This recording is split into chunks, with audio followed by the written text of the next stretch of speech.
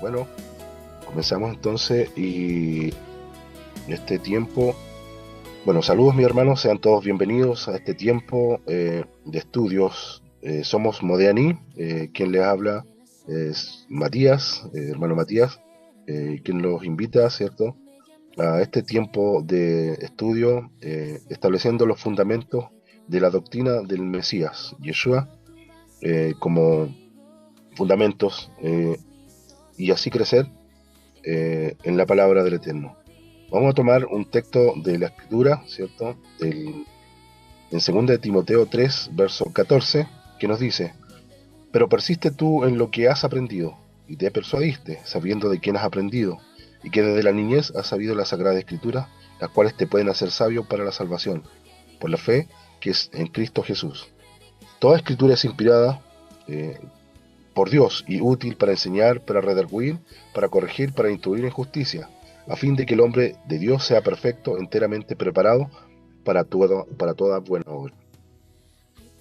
Es importante tener en cuenta, ¿cierto?, la escritura para todas estas funciones que nos describe Pablo en esta carta a Timoteo, siervo en el cual eh, escogió el Eterno para guiar, ¿cierto?, a la congregación. Un joven en el cual desde la niñez dice que ha sabido la Sagrada Escritura. Llegó el tiempo para poder, ¿cierto?, establecer los rudimentos en este día de hoy. eh, y así vamos a dar gracias a nuestro Padre Celestial por lo que Él hará, ¿cierto?, en nuestras vidas, ¿cierto?, estableciendo estas bases que son muy importantes para poder ir creciendo en el conocimiento, ¿cierto?, en la voluntad del Eterno. Bueno, damos gracias en esta oportunidad a todos los que nos hacen compañía, ¿cierto?, los que se disponen en su tiempo para poder ser edificados.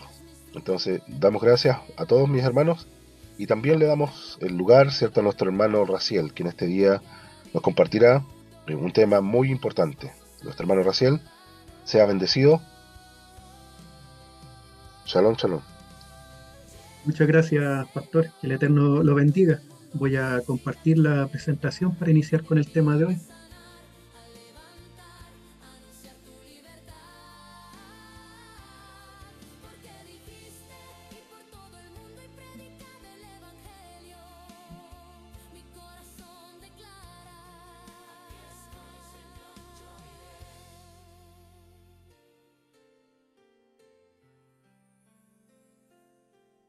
Bueno, el tema de hoy va a estar bastante interesante. Es un tema que traté de resumir lo más posible, de sintetizarlo, porque es un tema bastante profundo y bien complejo, es cierto, desde el punto de vista teológico y técnico. Y también hasta el día de hoy, entre los mismos maestros de Torá o de las Escrituras, hay distintos debates con respecto a este tema.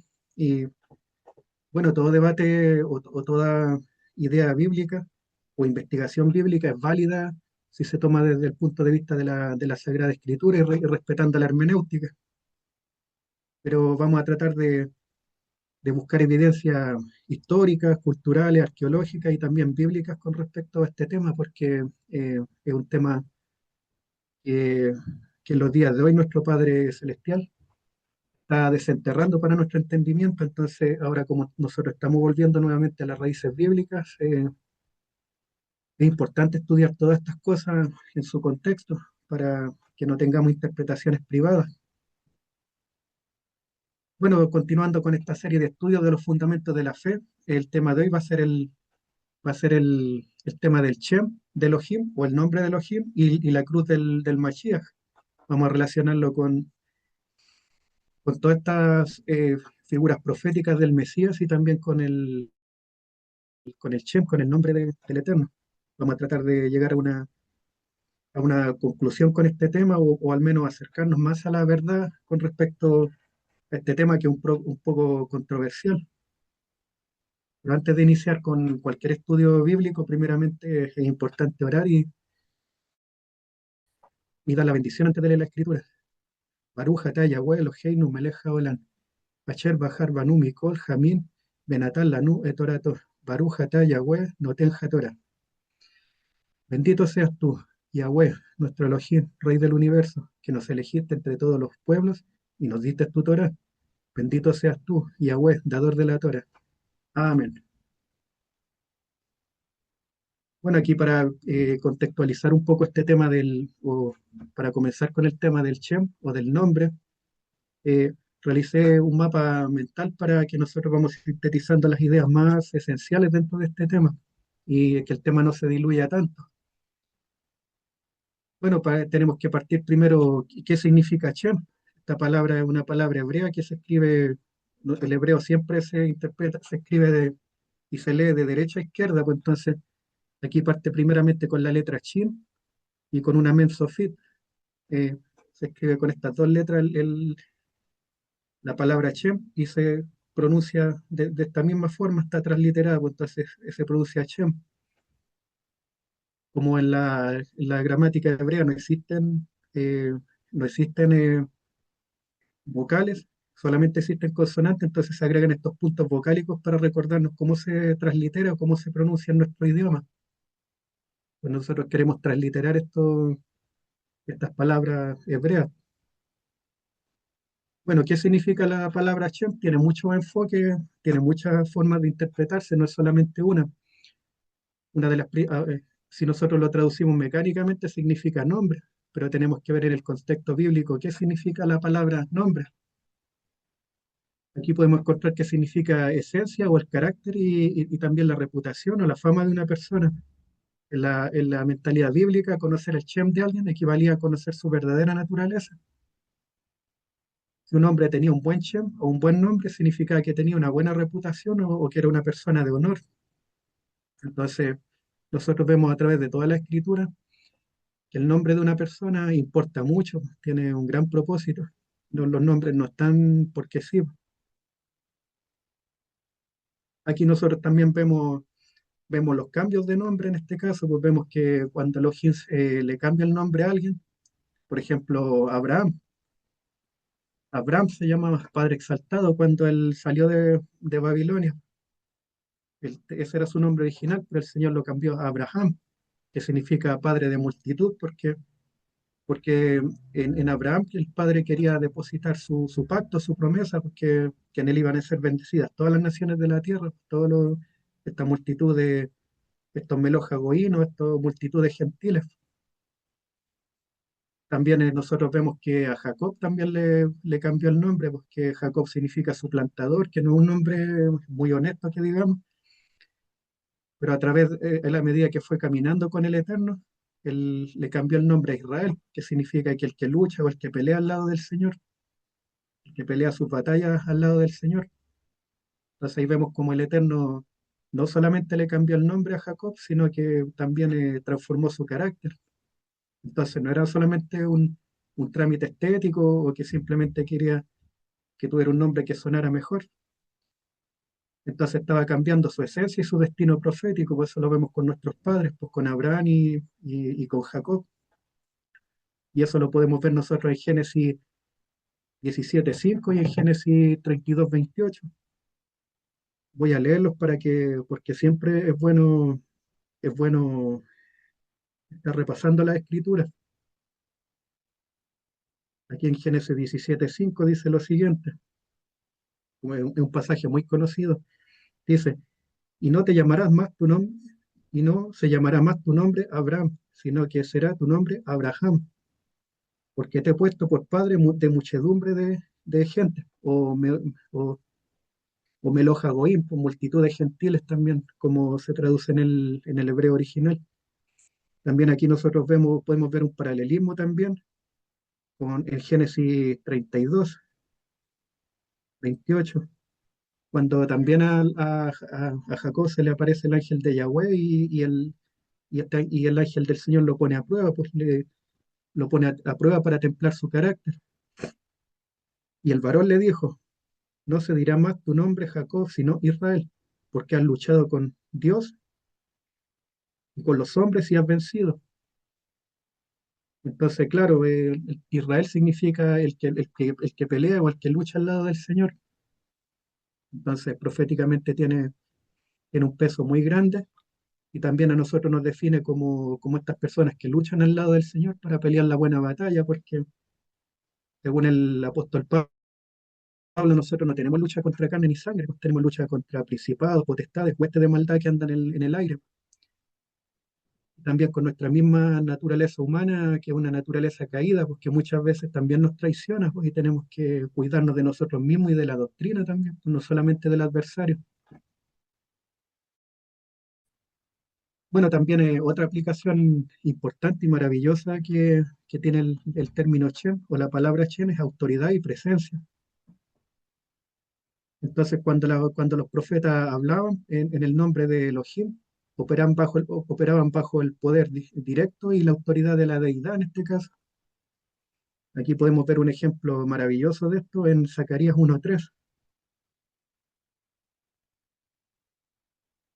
y dice lo siguiente: Dile pues así ha dicho Yahweh de los ejércitos, volveos a mí, dice Yahweh de los ejércitos, yo me volveré a vosotros, ha dicho Yahweh de los ejércitos 3 veces.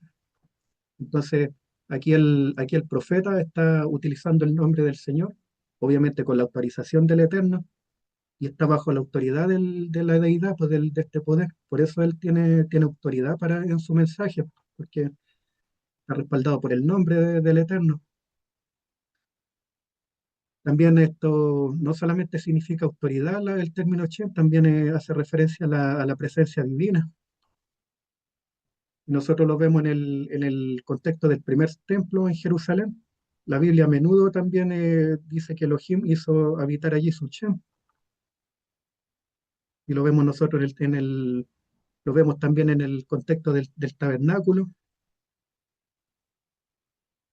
Aquí en Deuteronomio 12:11 dice lo siguiente: Y al lugar que Yahweh vuestro Elohim escogiere para poner en él su nombre, allí llevaréis todas las cosas que yo os mando, vuestros holocaustos, vuestros sacrificios, vuestros diezmos, las ofrendas elevadas de vuestras manos, y todo lo escogido de los votos que hubierais prometido a Yahweh. Entonces, claro, pues aquí significaba que en este lugar estaba habitando la presencia viva del Eterno, su autoridad y su carácter. Residían físicamente en ese lugar, porque nosotros vemos que la presencia del Eterno se manifestaba físicamente, pues no era solamente un concepto o que el pueblo de Israel solamente sintiera la presencia, ellos visualmente lo podían ver esta nube de fuego, podían ver al Señor cómo se manifiesta esta Shekinah en forma visible, pues todo el pueblo, todo el campamento lo podía ver. Entonces esto era algo tremendo, pues algo maravilloso que la presencia del Eterno se pudiera hacer visible delante de su pueblo. También nosotros tenemos otra aplicación también que se comenzó a usar más adelante, también el uso absoluto del nombre Shem. En este caso aquí se le pone una letra Hei y junto a la Shim y a la Mensofit que está al final.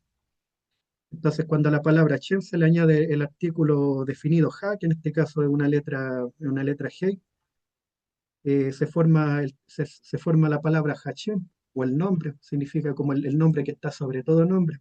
Si nosotros lo vemos lo vemos en perspectiva en nuestro idioma, significaría como hablar del mayor de todos los nombres. Ahora, ¿por qué se hizo este arreglo? Este arreglo en realidad se hizo con un propósito, fue para evitar transgredir el tercer mandamiento de la Torá. Después fue por respeto y temor en realidad. Debido al tremendo respeto y temor reverente de violar el tercer mandamiento, que dice: no tomarás el nombre de Elohim en vano, el pueblo judío comenzó a evitar la pronunciación del tetragramatón, en este caso. En su lugar usaban Hashem, como nosotros lo vimos ahora, lo vimos en la lámina anterior acá. Hashem, que se le pone la letra Hei, acompañado de la Shin y de la Mensofit. Entonces ahora es Hashem, el nombre. Ahora también nosotros podemos ver aquí un dato lingüístico también en Génesis 11:4. Aquí hay una revelación maravillosa con respecto al término Shem. Vamos a irnos a Génesis, capítulo 11, verso 4. Y dice lo siguiente: y dijeron, vamos, edifiquémonos una ciudad y una torre, cuya cúspide llegue al cielo, y hagámonos un nombre, por si fuéramos esparcidos sobre la faz de toda la tierra. Entonces, en el relato de la Torre de Babel, los hombres dicen: edifiquémonos una ciudad y una torre y hagámonos un Shem.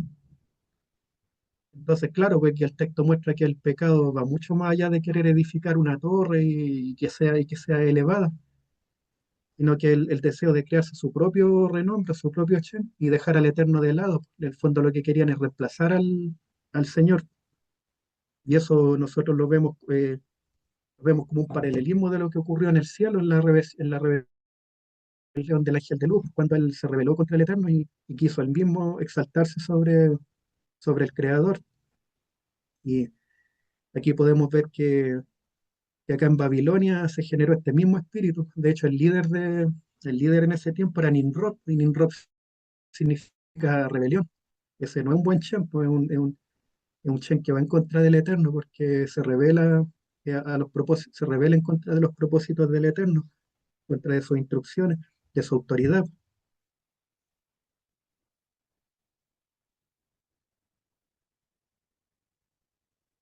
Entonces, aquí nosotros vemos, también nosotros podemos hacer una conexión también con nuestro Adón Yeshua, pues, en este caso.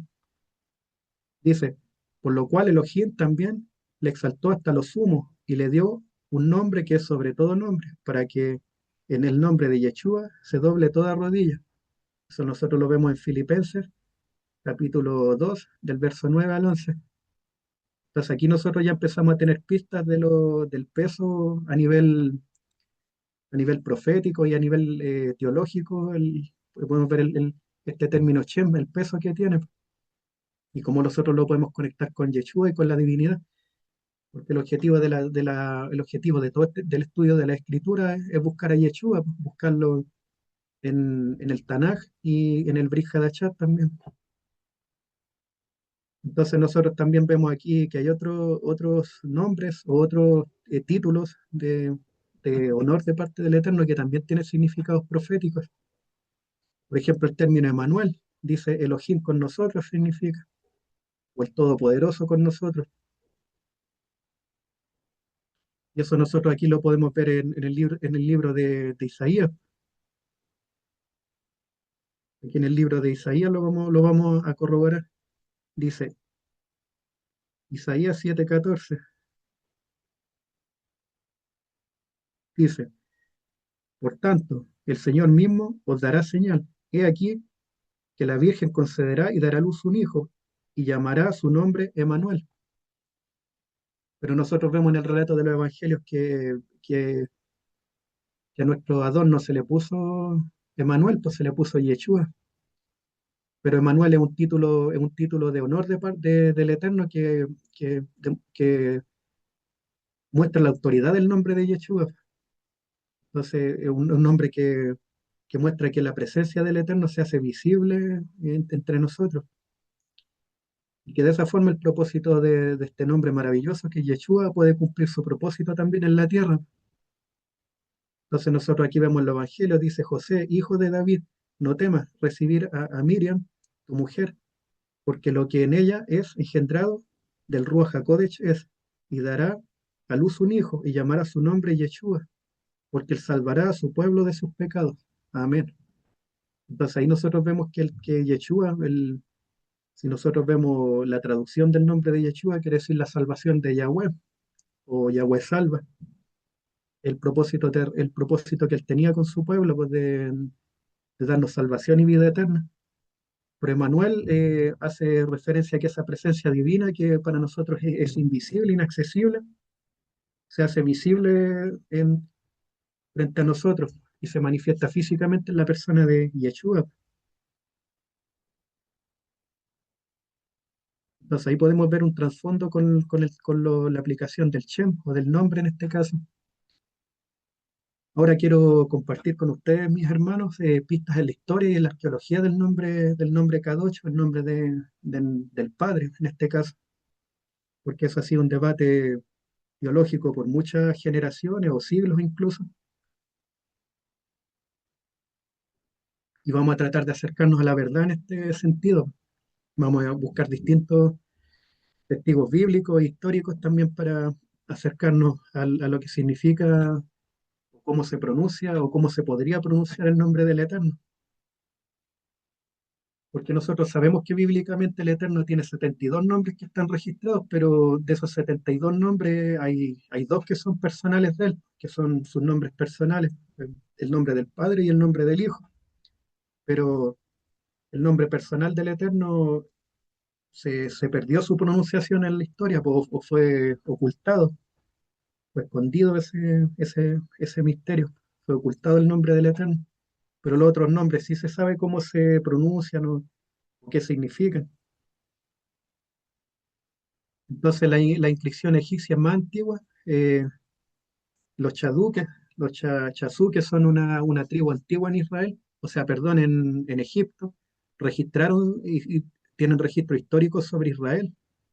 Ellos lo identificaban como estos pueblos nómadas, porque claro, en el antiguo Israel, por ejemplo, la tribu de los Hicsos eran semitas, igual que los hebreos, pues entonces obviamente que había una conexión en su lenguaje, en sus pictogramas incluso eran muy parecidos. El egipcio antiguo con el hebreo antiguo con el paleo hebreo era muy parecido, eran lenguas hermanas. Entonces la evidencia arqueológica más antigua del nombre no proviene de Israel, sino de egiptólogos que descifraron listas geográficas en templos de Sudán y Egipto, como el templo de Soleb del faraón Amenhotep III, hacia el 1400 a.C. Y eso más o menos concuerda más o menos con la época en que en la época más o menos de los relatos bíblicos, cuando hubo este contacto entre Israel y Egipto. Ahora, lo que hablan los jeroglíficos, ¿qué está registrado? Pues en estos jeroglíficos se habla de los nómadas del desierto y se menciona la expresión ya, o en la tierra de los chazú. Hay una pronunciación que es muy parecida a cómo se le a pronunciar ya. Los escribas egipcios que registraron ellos, los escribas egipcios usaban las consonantes para registrar el sonido de la región o del dios de ese pueblo. En este caso, claro, en el caso de los hebreos, ellos no usaban consonantes, pero acá en este caso los egipcios sí registraban la transliteración fonética de esos nombres. Entonces, los jeroglíficos se aproximan mucho a sonidos como Yahoo o Yahweh. Entonces, claro, pues el Yahoo o Yahweh también tienen unas raíces, tienen raíces con el nombre del Padre o del Eterno. Entonces, nosotros, ¿cómo llegamos a la pronunciación Yahweh en este caso? Porque la idea es tratar de demostrar la validez del nombre de Yahweh, eh, históricamente y bíblicamente. En el hebreo antiguo, antes del exilio babilónico, no existían los vocales escritas, pues solo se escribían cuatro consonantes, en este caso, como nosotros lo podemos ver aquí, Yud, Hei, Vav, Hei, que son estas cuatro consonantes hebreas eh, que hacen referencia al nombre del Eterno, pero no estaban, no se registraban los puntos vocálicos o cómo se pronunciaba. Pero los egipcios sí lo hacían, pues ellos sí registraron estos sonidos vocálicos en su idioma para más o menos aproximarse al nombre del Eterno, o más o menos como ellos lo conocían en su dialecto. Porque también nosotros tenemos que entender que según la región del Oriente en ese tiempo, según la región geográfica, el nombre del Eterno, su pronunciación también podía variar de acuerdo al dialecto del lugar. Entonces, aquí en este caso los historiadores o los arqueólogos estos arqueólogos bíblicos han establecido ciertos principios de interpretación para acercarse al nombre del Eterno. Entonces, para reconstruir cómo sonaba originalmente, los lingüistas e historiadores se basan en tres pilares arqueológicos y textuales. Entonces aquí vamos a ver ahora principios de interpretación básicos en este sentido. Los nombres teofóricos, o los nombres que hacen referente a la deidad en este caso, son nombres de personajes bíblicos y arqueológicos que incorporaban el nombre de Dios. Entonces, en este sentido, ahí hay algo. Aquí hay sellos de piedra del siglo octavo antes de Cristo y en vasijas encontradas en sitios como Culpilet y Agrut, así se llama la zona. Abundan nombres que terminan en Yahu, como en este caso Yimer Yahu, porque eso, si nosotros lo conocemos como Jeremías. Entonces, aquí nosotros vemos que en este caso termina con nosotros vemos que estos nombres, si el nombre del Eterno está al final, se pronuncia como Yahu, o también si es que están al principio estos nombres, en vez de decirse Yahu o Ya, se pronuncian como Ye o Yeho, y eso demuestra que las primeras letras sonaban Yav o Yahu. Entonces, eso es muy importante si nosotros vemos la gramática hebrea. Siempre todos los nombres registrados que, que inician con el nombre del padre, en este caso empiezan con Ye o con Ya, perdón, con Yejo o con Ye. Y cuando están al final, ahí es Ya o es Yahu. Entonces, ¿cómo nosotros estas cosas las llamamos la transliteración griega?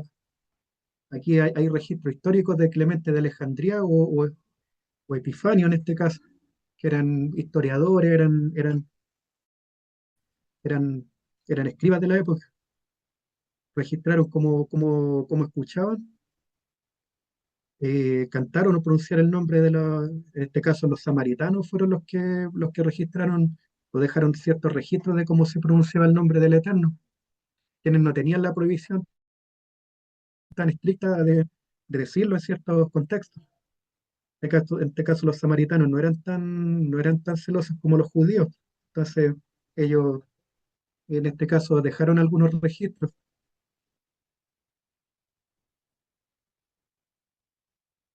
Entonces, ellos lo deletrearon en griego como Yahweh o Yahvé, así lo dejaron escrito ellos. Entonces, entonces nosotros actualmente, académicamente, internacionalmente, el término más reconocido es Yahweh o Yahweh. También nosotros podemos considerar otras formas de pronunciarlos como Yahweh, en este caso, o Yahu o Yahweh, poniéndole anticipándolo después de la I, empezar con la A y seguido de una O.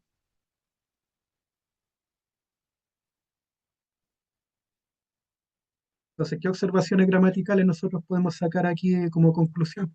Según la evidencia histórica y bíblica, al comienzo de un nombre teofórico comienza con Ye o con Yeho, y al final terminan con Ya o con Yahu. Ejemplo, Yehoshua o Yeshua. En este caso, Yeshua, como es un nombre compuesto, empieza con Yeho o con Yeb. Entonces, este nombre significa la salvación de Yahweh. Entonces, ahí el nombre del Padre al principio siempre se pronuncia como Ye o Yeho. Entonces, cuando nosotros vemos que, por ejemplo, hay personas que lo pronuncian Jehová y ponen al principio el nombre, se supone que el nombre puro del Eterno, están hablando de un nombre compuesto, pues entonces contradicen las normas gramaticales de hebreas, porque si el nombre del Padre no empieza con Ya, no empieza con Yeho o con Yeb.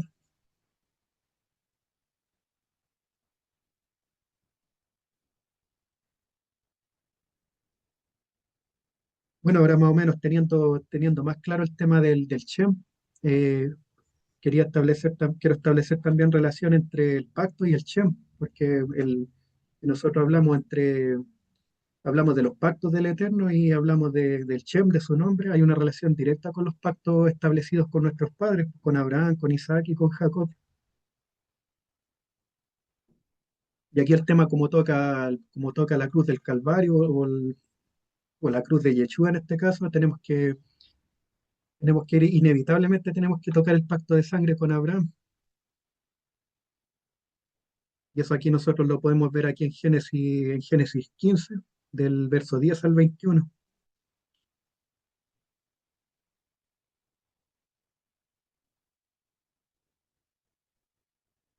Vamos a leer este pasaje bíblico para que nosotros podamos contextualizar este concepto. Y tomó el todo esto y lo partió a la mitad, y puso cada mitad una enfrente de la otra, mas no partió las aves, y descendían aves de rapiña sobre los cuerpos muertos, y Abraham las ahuyentaba. Mas a la caída del sol sobrecogió el sueño a Abraham, y aquí que el temor de una grande oscuridad cayó sobre él. Entonces Yahweh dijo a Abraham: ten por cierto que tu descendencia morará en tierra ajena, y será esclava allí, y será oprimida 400 años. Mas también a la nación a la cual servirán, juzgaré yo, y después de esto saldrán con gran riqueza, y tú vendrás a tus padres en paz, y serás sepultado en buena vejez. Y en la cuarta generación volverán acá, porque aún no ha llegado a su colmo la maldad del amorreo hasta aquí. Y sucedió que puesto el sol y ya oscurecido, se veía un horno humeando y una antorcha de fuego que pasaba por entre los animales divididos. En aquel día hizo Yahweh un pacto con Abraham, diciendo: a tu descendencia daré esta tierra, desde el río de Egipto hasta el río grande, el río Éufrates, la tierra de de los ceneos, los ceneseos, los cadmoneos, los seteos, los fereceos, los refaitas, los amorreos, los cananeos, los gergeseos y los jebuseos. Amén. Entonces ahí nosotros vemos que aquí por estos animales partidos no pasó Abraham, pues, sino que pasó la presencia del Eterno, pasó el ángel de Yahweh, porque él iba a cargar con todas las culpas y los pecados de la humanidad, pues no solamente, no los hombres, sino que el Eterno. Entonces ahí nosotros vemos que hay un pacto de sangre, pues y aquí en Isaías 53:5 lo confirma. Lo podemos relacionar con Isaías 53, verso 5. Dice: mas él herido fue por nuestras rebeliones, molido por nuestros pecados. El castigo de nuestra paz fue sobre él, y por su llaga fuimos nosotros curados. Entonces aquí se cumple esta profecía de que Yeshua fue herido y fue partido por nuestros pecados. Ahora también que nosotros, ¿cómo podemos conectar a la persona de Yeshua con el ángel de Yahweh? Porque nosotros vimos que a través de estos animales por medio de todos estos animales partidos, pasó la presencia del Eterno, el ángel de Yahweh, pero ¿cómo lo podemos conectar con la persona de Yeshua? Para eso nosotros lo podemos conectar con el libro de Malaquías, Malaquías 3, del verso 1 al 5.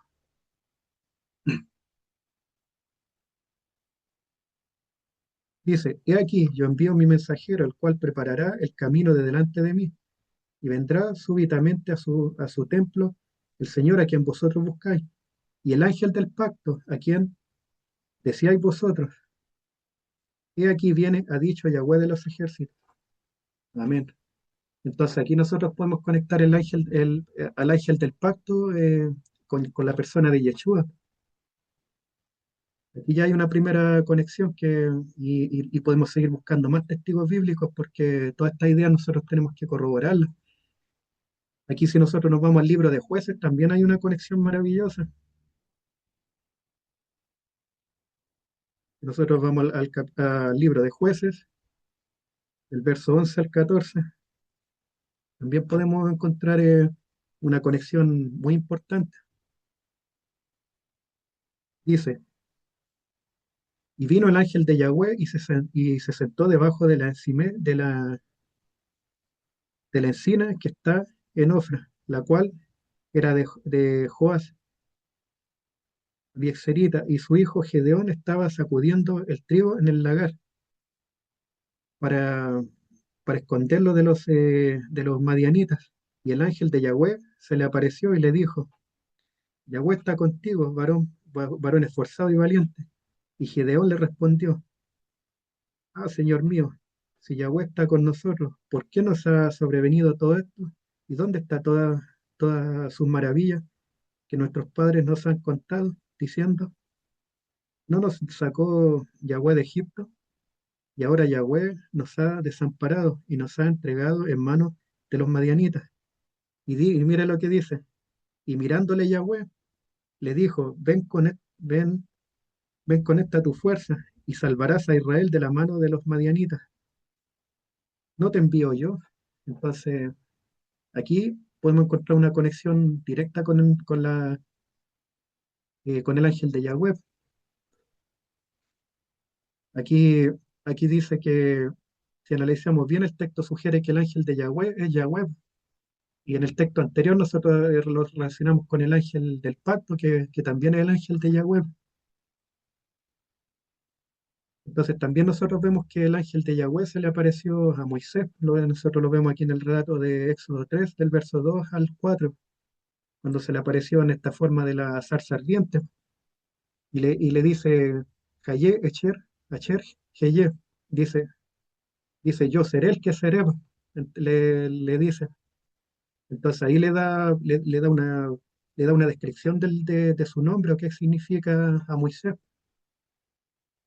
Y en este caso el texto también dice que se le apareció el ángel de Yahweh, pues no le dice, aquí nosotros podemos también hacer esta conexión. Vamos a leer Éxodo el capítulo 3 del verso 2 al 4. Estos son pasajes bíblicos muy conocidos, pero es bueno leerlos y reflexionarlos. Y se le apareció el ángel de Yahweh en una llama de fuego en medio de una zarza. Y él miró y vio que la zarza ardía en fuego, y la zarza no se consumía. Entonces Moisés dijo, iré yo ahora y veré esta grande visión. ¿Por qué causa la zarza no se quema? Viendo Yahweh que él iba a ver, lo llamó Elohim de en medio de la zarza y le dijo, Moisés, Moisés. Y él respondió, heme aquí, Jineni. Entonces aquí nosotros confirmamos nuevamente que el ángel de Yahweh es Yahweh, y Malaquías lo relacionado con Yeshua proféticamente. Aquí nosotros también podemos ver más adelante, podemos ver otra relación en Génesis también. Aquí en Génesis 16, aquí en Génesis 16, del 7 al 13, en el relato de Agar, dice, y la halló el ángel de Yahweh junto a una fuente de agua en el desierto, junto a la fuente que está en el camino de Chur. Y le dijo, Agar, sierva de Sarai, ¿de dónde vienes tú y a dónde vas? Y ella respondió, huyo delante de Sarai, mi señora. Y le dijo el ángel de Yahweh, vuélvete a tu señora y ponte sumisa bajo su mano. Le dijo también el ángel de Yahweh, multiplicaré tanto tu descendencia que no podrá ser contada a causa de la multitud. Además, le dijo el ángel de Yahweh, he aquí que has concebido y darás a luz un hijo, llamará su nombre Ismael, porque Yahweh ha oído tu aflicción, y él será hombre fiero, su mano será contra todos, y la mano de todos contra él, y delante de todos sus hermanos habitará. Entonces llamó el nombre de, entonces llamó el nombre de Yahweh con ella, que con ella hablaba. Tú eres Elohim que ve, porque dijo, ¿no he visto también aquí al que me ve? No sé, claro, aquí nosotros también confirmamos que aquí fue el ángel de Yahweh el que le estaba hablando, porque ningún ángel puede hacer ese tipo de promesas. Esas promesas solamente las puede hacer el Eterno. Haga recibe promesas que solo Yahweh tiene la autoridad divina para hacer, pues ningún ángel tiene tal autoridad. Aquí, si nosotros lo llevamos al contexto del Brit Hadashah, también nos damos cuenta que la presencia misma de Elohim se hace visible. Aquí si nos vamos a Colosenses, capítulo 1, el verso 15 al 17,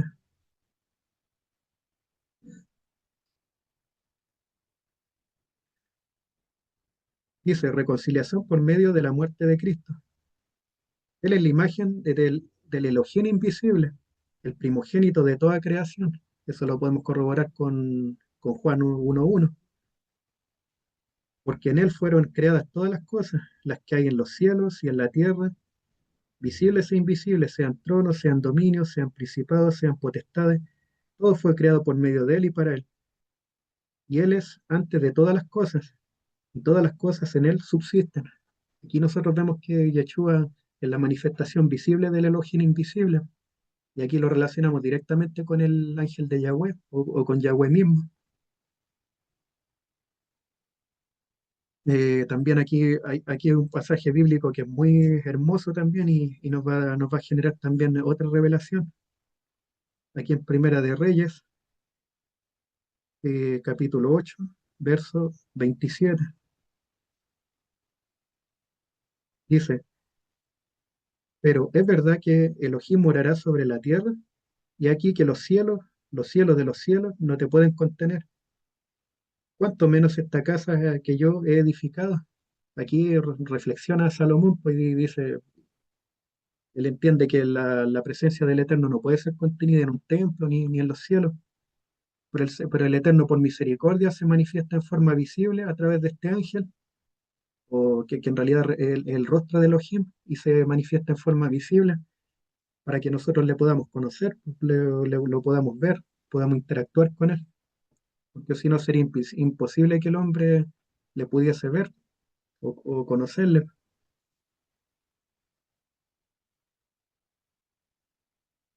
Aquí vamos a ver otras conexiones interesantes, y aquí si ustedes se fijan aquí en esta imagen, nosotros tenemos la letra Aleph y la letra Tat. Que la letra Aleph en lenguaje pictográfico es un toro que representa la cabeza del buey o la autoridad, el padre. Y esta cruz que representa marca o cruz es como un pacto, es como señal de pacto. Entonces aquí nosotros vamos a leer Génesis 1:1, lo voy a leer en hebreo para que se entienda el concepto. Eh, Bereshit bara Elohim et hashamaim pexeret. ¿Qué significa esto? Significa, en el principio Elohim creó los cielos y la tierra. Pero aquí cuando dice Bereshit bara Elohim et, primero está esta partícula et, antes de continuar que hizo los cielos y la tierra, pues entonces como esta palabra et está compuesta en este caso por la Aleph y por la Taf, que, que es la primera y la última letra del alefato hebreo. Y eso significa que es como una firma divina cuando Elohim va a hacer una declaración que es importante o que tiene un peso muy fuerte. Está por todo. Hay muchos textos bíblicos que menciona esta partícula et, pero aquí yo me di cuenta que aquí en Apocalipsis revela lo que es.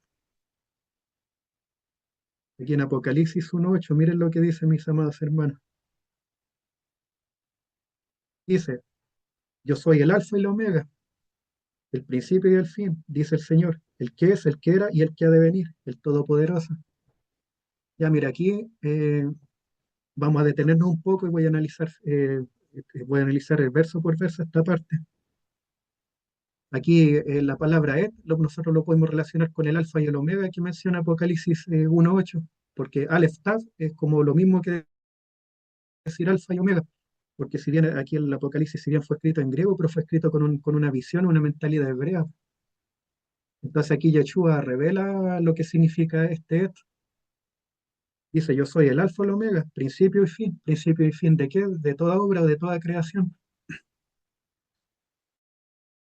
Entonces aquí está la señal que se hizo de pacto con Abraham, y aquí que se confirmó en la cruz del Calvario.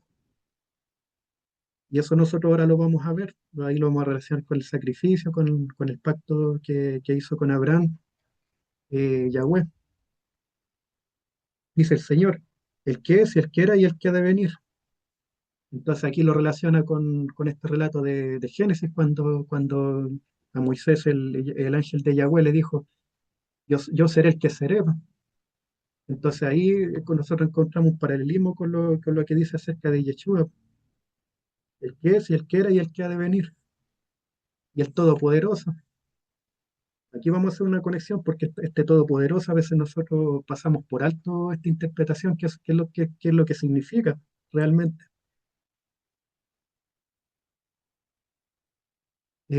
Aquí aquí nosotros tenemos que irnos al arameo para poder entender qué significa este término del todopoderoso. En el arameo se le conoce al ángel de Yahweh como el príncipe de la presencia o Yeshua Sarjapanim. En este caso se le conoce al ángel de Yahweh, se le conoce como el príncipe del rostro o el príncipe de la presencia.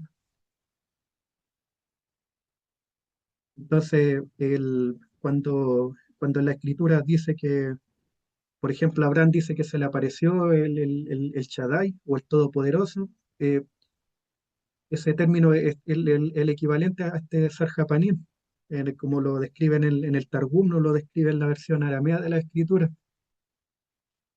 Entonces, aquí nosotros corroboramos que en realidad el Todopoderoso es la manifestación visible de Elohim, y aquí lo conectamos con la persona de Yeshua.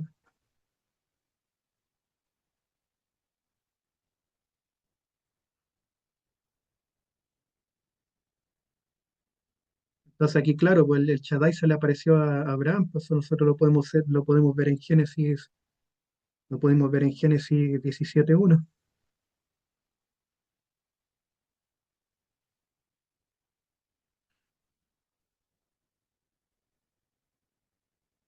Dice, era Abraham de edad de 99 años, cuando le apareció Yahweh y le dijo, yo soy el Elohim Todopoderoso.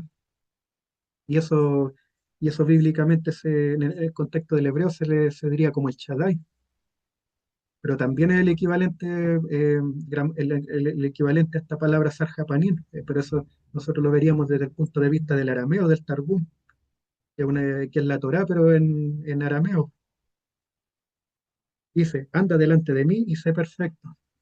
Entonces aquí podemos hacer todas estas conexiones que habíamos mencionado anteriormente, pues lo podemos conectar con Génesis 1:1 y con Apocalipsis 1:8. También lo podemos conectar con la palabra Elohim, que significa, es un título divino plural que denota poder y autoridad absoluta. En este caso, si nosotros traducimos esta palabra, significa el todopoderoso, o el todopoderoso se traduce Elohim.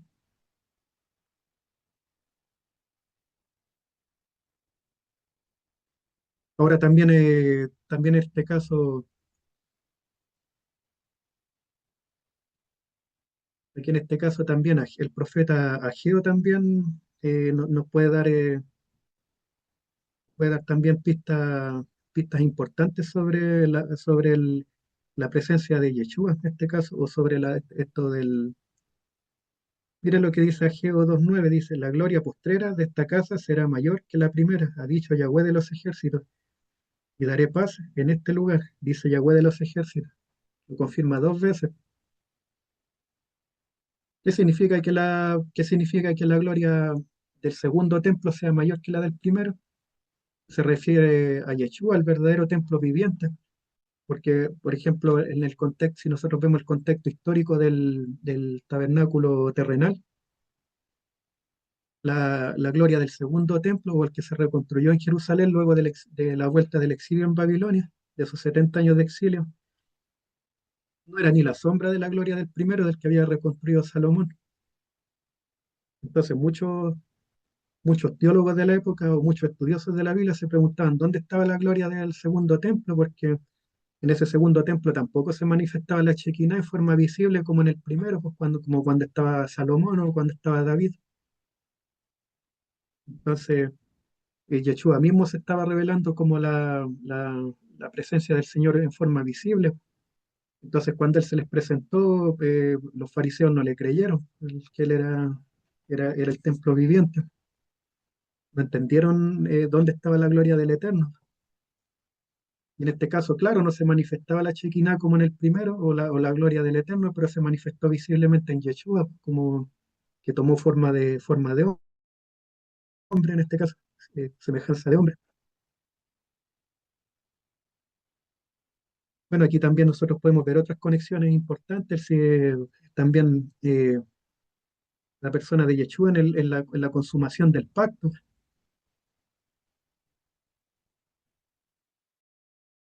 Nosotros nos vamos a Juan aquí 19, 30. Vemos que el pacto que él hizo con Abraham, cuando él pasó por medio de estos animales partidos, se consumó el pacto, pues dice, cuando Yeshua hubo tomado el vinagre, dijo, consumado es, y habiendo inclinado la cabeza, entregó el espíritu. O sea, el sistema sacrificial quedó cumplido en la persona de Yeshua. El pacto de sangre que se concluyó con éxito cuando Yeshua dijo, consumado es, ahí se consumó el pacto de sangre que había hecho con Abraham. Y nosotros en el Salmo 22 también nosotros podemos corroborar también que Yeshua en su dolor, en su sufrimiento, se desgarró, pues se desgarró internamente, pues entonces ahí se cumple esta señal de los animales partidos. También nosotros podemos hacer este análisis también en Apocalipsis 5. En Apocalipsis 5, cuando llega se presenta Yeshua como el Cordero inmolado. Ahí es cuando él se presenta delante del Padre con la misión completada, pues, lista.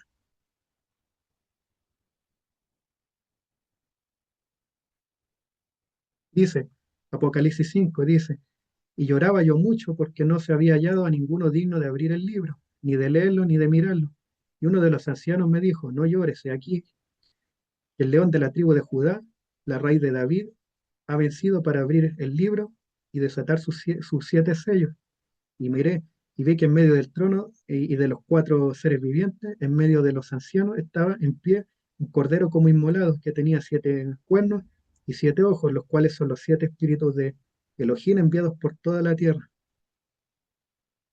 Claro, pues ahí se cumple este pacto, porque el Yeshua se presenta como primicias delante del Padre y se presenta como este cordero inmolado con la misión cumplida. Entonces, aquí nosotros podemos ver también en este relato de Juan que después que Yeshua murió vino un temblor, un terremoto muy fuerte y el velo que separaba el lugar santo del lugar santísimo se rajó por la mitad, de abajo hacia arriba. Entonces, ¿eso qué significa? Que todo el sistema sacrificial fue cumplido en la persona de Yeshua, pues todo ese sistema sacrificial de animales fue abolido. No porque la ley no siga vigente, sino que porque se cumple en Yeshua, se cumple todo este pacto que se hizo con Abraham.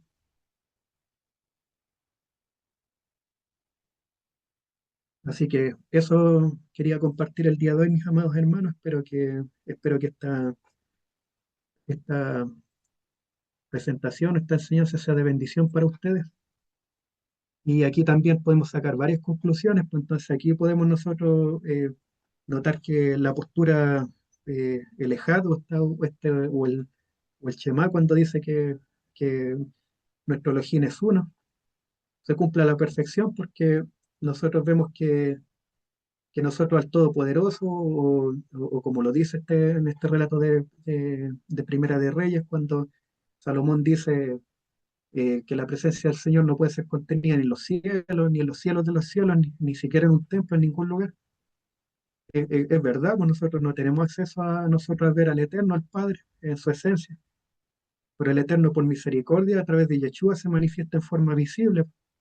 De hecho, cuando estaban en el tabernáculo, cuando el pueblo de Israel andaban transportando el tabernáculo en el desierto, eh, el Eterno también se manifestaba visiblemente a través de este ángel de la presencia, o el ángel de Yahweh, como se le conoce. ¿Para qué? Para que su pueblo pudiese verlo. Porque si Elohim no se manifiesta de una forma visible, su pueblo no tendrían una manera de verlo o de conocerlo presencialmente. Entonces, debido al pecado que cometió Israel, obviamente que esa presencia se fue de Israel, esa gloria. Entonces, para que esa gloria fuese restaurada nuevamente, Yeshua tuvo que venir manifestarse como en forma de hombre y cumplir su misión, su sacrificio, su ministerio en la tierra, y después morir como el sacrificio perfecto. y después el presentarse delante del Padre, pues entonces cuando Él se presenta delante del Padre, el Espíritu Santo, el Ruach HaKodesh, viene a la tierra y confirma el pacto con muchos. Eso lo vemos en Hechos 2. Ahí el pacto se confirmó como con 3.000 personas, después de que después que el Espíritu Santo descendió sobre los 120, después con el sermón de Pedro, cuando él citó las profecías del profeta Joel. Hubieron 3.000 personas que se convirtieron, 3.000 varones judíos, y ahí se manifestó el don de lengua, el Ruach HaKodesh se manifestó también bajó como esta lengua de fuego y se cumplió. Se cumplió ahí, el pacto fue confirmado con 3.000 personas, pues entonces es muy poderoso lo que ocurrió ahí. Pero para que todo eso pudiera ser posible, esa gloria que en Israel se había perdido, Yeshua tuvo que cumplir este pacto de sangre que había hecho con Abraham, para que eso se, para que todo esto fuera posible y la gloria de Israel fuese restaurada. Bueno, mis amados hermanos, voy a leer la bendición después de leer la escritura y le entrego nuevamente el micrófono a nuestro pastor Matías. Baruch atah Yahweh, Eloheinu melech haolam, asher natan lanu Torah, emet, behaye, olam natan, betoheinu Baruch atah Yahweh, noten Torah. Bendito seas tú, Yahweh, nuestro Elohim, Rey del universo, que nos diste tu Torah de verdad y plantaste vida eterna en nuestro interior. Bendito seas tú, Yahweh, dador de la Torah. Amén. Doctor Matías, le entrego nuevamente el micrófono. Ahí si quieren hacer comentarios, preguntas, observaciones. Amén, amén. De mucha bendición, mi hermano, de este estudio, hablando, ¿cierto? Y la conexión del nombre y el sacrificio de Yeshua, ya que ocurre un antes y un después dentro de todo esto. Bueno, mis hermanos, ¿hay alguien que quiera hacer algún comentario referente al estudio o algún aporte, alguna pregunta? Nuestro hermano Lucas, bendiciones. Shalom, gracias Matías. Muy lindo y bastante interesante el estudio, Raciel, te felicito. Eh, la, lo que quería comentar era, bueno, en relación a lo que Raciel decía, que claro, eh, eh, Yahweh hace el pacto cuando duerme Abraham y él pasa por el medio de los trozos de la carne. Tengo entendido, él no podía hacer pacto con hombre, entonces hace pacto a sí mismo y el que pasa por ahí es Yeshua, o sea, pasa el Mesías, todavía sin nombre y sin forma de Yeshua. Y cada vez que habla del ángel de Yahweh, como dice Raciel, se está refiriendo al Mesías. Y quería agregarte solamente uno, que en Juan 5, versículo 4, dice, por ciertas horas un malaj de Yahweh descendía al estanque de tiempo y agitaba las aguas. Ese también era Yeshua, que agitaba las aguas para que se curen. Que después, cuando él toma el sacerdocio, el real sacerdocio, ya se ve y se conoce públicamente a Yeshua en cuerpo, humanamente, y sabemos que es él cuando cura al inválido que tenía 38 años sin poder llegar al agua y todo eso. Y qué importante porque él le dice, bueno, lo sana y le dice, ve y no peques más, ¿no? Entonces ahí también vemos la mano del Mesías, del Mesías se entiende el ángel de Yahweh porque antes que se cumpla su nacimiento no tenía, o sea, no tenía la forma de Jesús que después se hace hombre y se revela al mundo, ¿no? Eso quería aportar. Tengo entendido que los pactos los hacía el mismo Yahweh, porque no podía hacerlo con hombre, porque no lo podía hacer con hombre, sino que los hacía él pero usando al Mesías, ¿no?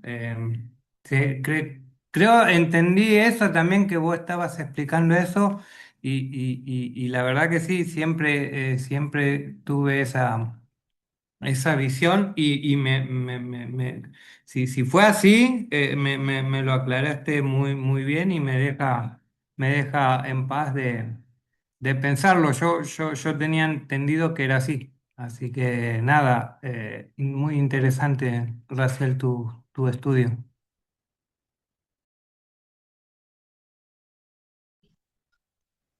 Sí, mi hermano, la observación que usted hace es bien acertada porque el Eterno en su fidelidad, en su emuná, él es fiel a sí mismo. Pues, él pacta consigo mismo, pero Abraham el testigo, pues está ahí, pues, está como testigo de ese pacto. Pues, entonces, en el fondo, todo ese pacto que el Eterno hace consigo mismo, también se transforma en una promesa para Abraham, porque dentro de ese pacto le promete a Abraham, pues le habla.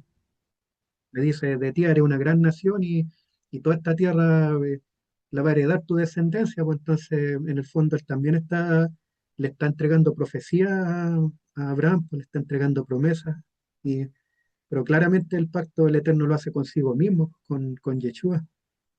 Lo hace consigo mismo porque, claro, pues el testigo fiel y verdadero es Yeshua, pues él es el cumplimiento de la Torá. Pues entonces, obviamente que esa misión solamente la podía cumplir el Eterno, nadie más, pero Abraham fue testigo, pues lo vio y lo escuchó. Claro, porque tanto Abraham como Moisés en su momento, ellos fueron, o sea, ellos reciben la promesa. Exacto, la promesa. Dios hace el pacto delante de ellos y les da la promesa al hombre, a Abraham, tanto a Abraham como a Moisés. Y eso hace, bueno, eso, la verdad que me realegra nada, poder aprender con vos, Raciel. Te agradezco mucho. Saludos, dale. Saludos.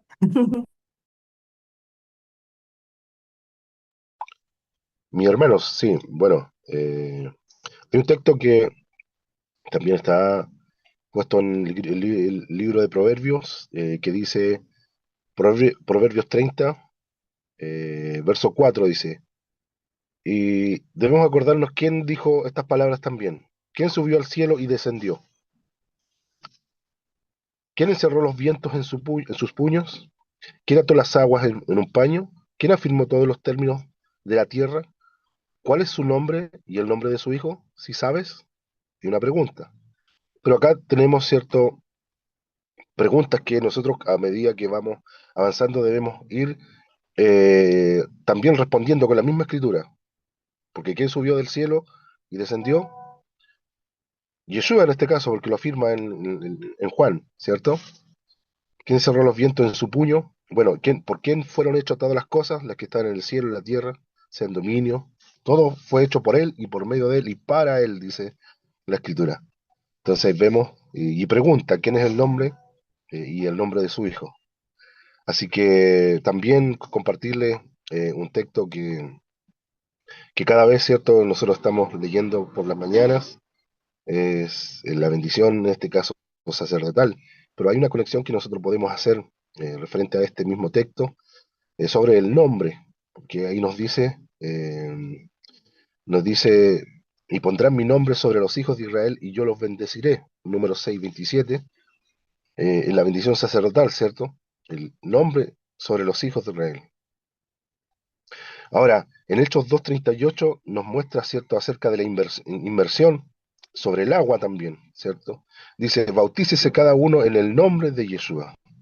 Viendo que lo que explicaba nuestro hermano Raciel, que qué es lo que significaba el nombre, sobre la fama, sobre el propósito, la inmersión es ser cubierto por el nombre, porque ya que nosotros vemos según la escritura, que las aguas representan la palabra, y la palabra del Eterno siempre está acompañada del nombre y su santidad, como está escrito en Levíticos capítulo 19, sobre el tema de la santidad, y al final de cada versículo nosotros vemos, ¿cierto?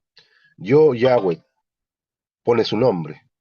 En Hechos 4:12 nos dice, no hay otro nombre en que podamos ser salvos. La salvación está bajo ese nombre. De él, fuera de él no hay otro nombre. En 1 Corintios, capítulo 6, verso 11 dice, pero ya habéis sido lavados, ya habéis sido santificados, ya habéis sido justificados en el nombre del Señor Yeshua. Entonces, son textos que nos ayudan a entender, ¿cierto?, sobre la autoridad que tiene Yeshua en todo esto. Y la Tevilá, que en este caso que pone importante uno de los rudimentos y fundamentos de la doctrina o de la enseñanza, y sobre el nombre, hacerlo en el nombre de Yeshua. Colosenses 3:17 dice, todo lo que hacéis, sea de palabra o de hecho, hacerlo en el nombre del Señor Yeshua.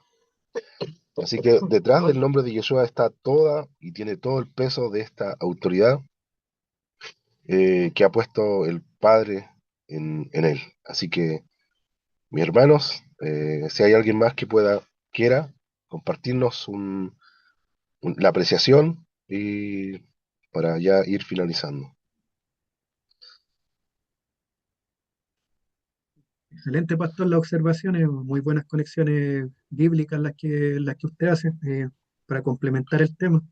Ahora, claro, el objetivo de esta enseñanza era conectar etimológicamente qué significa el Shem y también tratar de conectar con el nombre del Padre también, porque está directamente vinculado con el del Hijo.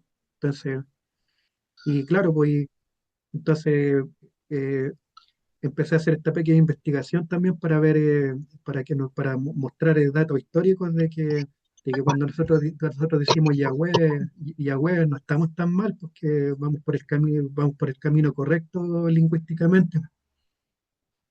Porque es muy válido que nosotros llamemos hacia el Padre, porque también está conectado directamente también gramaticalmente con el nombre de Yeshua, pues, porque ahí dice la salvación de Yahweh. Ahora, claro, pueden haber variaciones en el dialecto, pero como nosotros vimos también en el nombre, no es solamente la pronunciación, significa que nosotros tenemos que tener el carácter del Eterno en nosotros, tenemos que guardar sus mandamientos, y es parte de la restauración que hace el Ruach HaKodesh en nosotros a través del nuevo pacto, porque también está profetizado en Ezequiel 36 que el primero transforma nuestro corazón a través de su palabra, nos purifica y después, cuando el Eterno hace toda esta obra de restauración en nosotros, nos da un corazón nuevo, el Espíritu Santo habita en nosotros, se queda. Entonces, es una restauración que va haciendo el Ruach HaKodesh en nuestro corazón y pone la palabra del Eterno. Y tener la palabra del Eterno en nuestro corazón significa que también tenemos su carácter, tenemos su Shem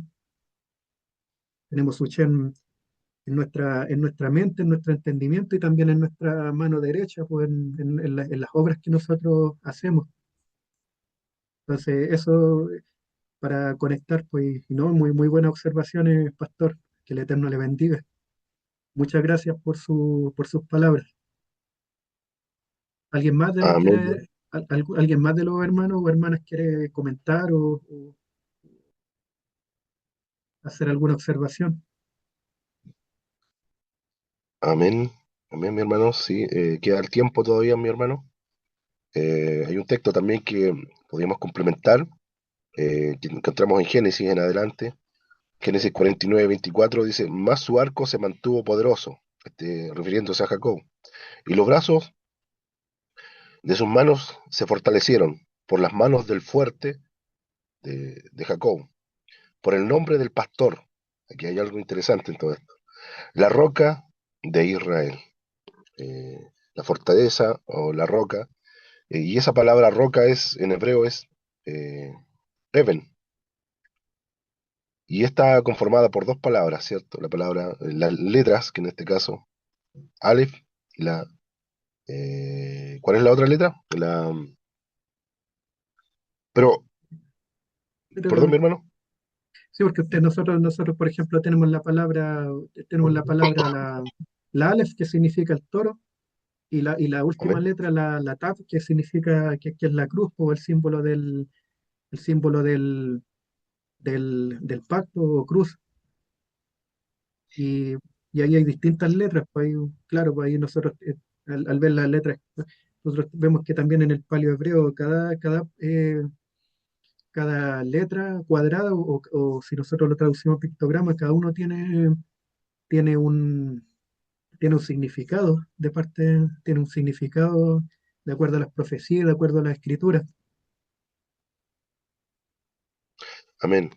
Bueno, ahí tienen bueno, encontramos la palabra roca, claro, como decía anteriormente, la palabra de la letra Aleph, y en este caso se pronuncia Eben, y conforma la letra o la palabra Eben conforma la palabra Ab, ¿cierto? La palabra del padre, y Ben, que vendría siendo el hijo.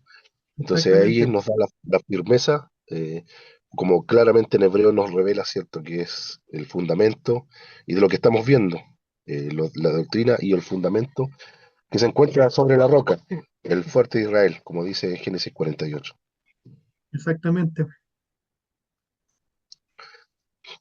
Así que, bueno, mis hermanos, ya finalizando este tiempo de, de estudio, de bendición, ¿cierto?, para cada uno de nosotros, teniendo el fundamento, ¿cierto?, de, de la doctrina, de los fundamentos de lo que ya nosotros podemos apoyar, ¿cierto?, nuestra fe, ¿cierto?, con la evidencia, como dice el libro, la carta a los hebreos, es pues la fe, la certeza de lo que se espera y la convicción de lo que no se ve.